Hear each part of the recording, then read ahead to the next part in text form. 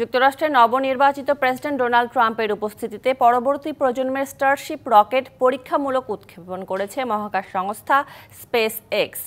মার্কিন প্রযুক্তি উদ্যোক্তা ও ধনকুবের ইলন মাস্কের এই মহাকাশ সংস্থাটি টেক্সাসের ব্রাউন্সভিলের বোকা চিকা লঞ্চ প্যাড থেকে এই রকেট উৎক্ষেপণ করা হয়।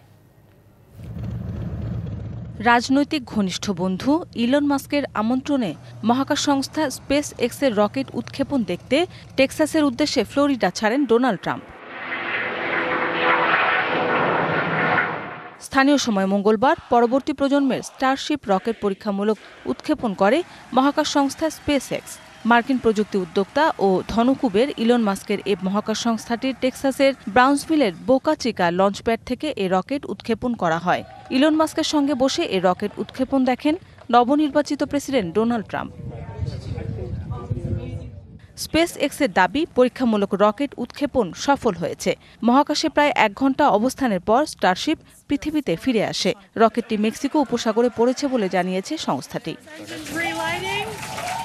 ইলন মাস্ক ও তার সংস্থার আশা, তাদের রকেটে করে একদিন মঙ্গল গ্রহ ও চাঁদে নভোচারী পাঠানো যাবে।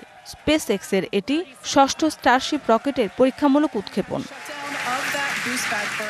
মৌসুমী শান্তা, ডিবিসি নিউজ ডেস্ক।